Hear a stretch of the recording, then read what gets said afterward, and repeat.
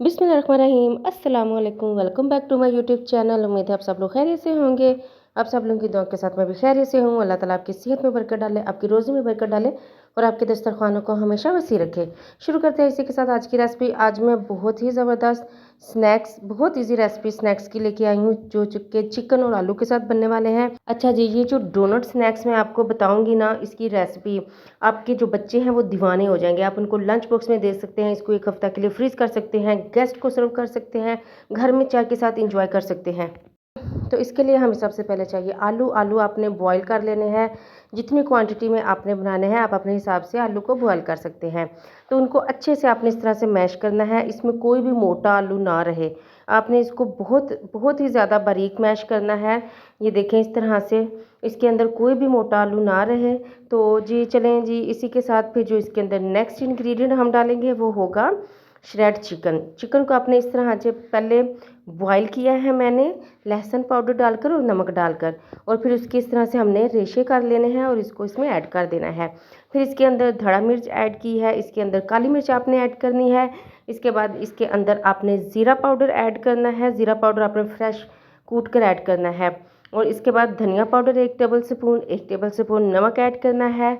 ये है chicken powder, इसको ऑप्शनल है, अगर आप ऐड करना चाहें स्किप भी कर सकते हैं। लाल मिर्च पाउडर आपने इसके अंदर ऐड करनी है और आपने इसके अंदर फ्रेश धनिया ऐड करना है।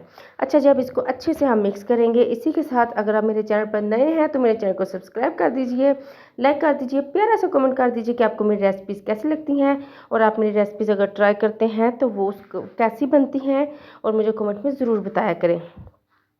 अच्छा जी, अब हम इसको अच्छे से मैश करेंगे। अच्छे से, इसके अंदर मोटा आलू नहीं रहना चाहिए और सारे जो इसके अंदर हमने मसाले डाले हैं वो अच्छे से मिक्स हो जाए। अब जब अपने इसको, अच्छा मैंने जो चिकन और आलू की क्वांटिटी रखी है ना, चिकन जो है वो आलू से थोड़ा सा मैंने कम डाला है, ज़्यादा कम नहीं डालना, फिर वो ज़्यादा आलू हो जाते हैं तो वो टेस्ट ज़्यादा अच्छा नहीं देता। अच्छा जी, इसके बाद आपने एग लेना है। एग को आपने अच्छे से फेंटना है इस तरह से। अगर आपका एग अच्छे से फेंटा होगा ना तो इसकी जो कोटिंग है वो बहुत अच्छी होगी। अच्छा, टेस्ट के लिए हमने एग के अंदर थोड़ी सी लाल मिर्च और नमक ऐड किया है। अब इसको फिर से अच्छे से फेंटेंगे और इसको एक साइड पे कर लेंगे।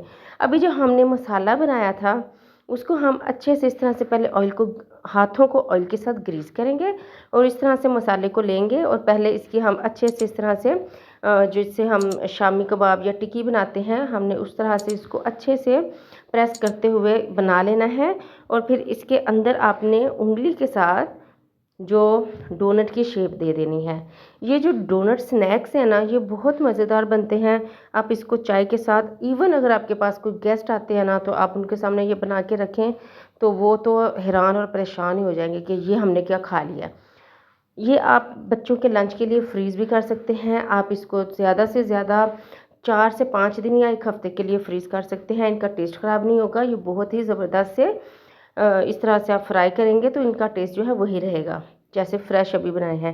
ये देखिए जी, मैंने डोनट्स जो हैं बनाकर रेडी कर लिए हैं। अब आती है इनकी कोटिंग की बारी। आपने सबसे पहले मैदा लेना है, उसको अच्छे से छान लेना है। अब आपने इस तरह से एक डोनट उठाना है, उसको सबसे पहले आपने इस तरह से मैदे में डिप करना है। मैदे में आपने अच्छे से डिप करना है कि सारे डोनट को अच्छे से मैदा जो है वो लग जाए, कोटिंग अच्छे से हो जाए। अच्छा, फिर इसके बाद आपने इस तरह से डोनट को लेना है और आपने एग के अंदर इसको डिप करना है।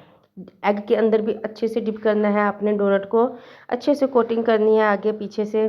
कोटिंग जो है वो अच्छे से होगी तो ये अच्छे से फ्राई होंगे, क्रिस्पी फ्राई होंगे और बहुत ही मज़ेदार से क्रंची क्रंची से ये फील करेंगे आप। इसका टेक्सचर बहुत मज़ेदार बनेंगे।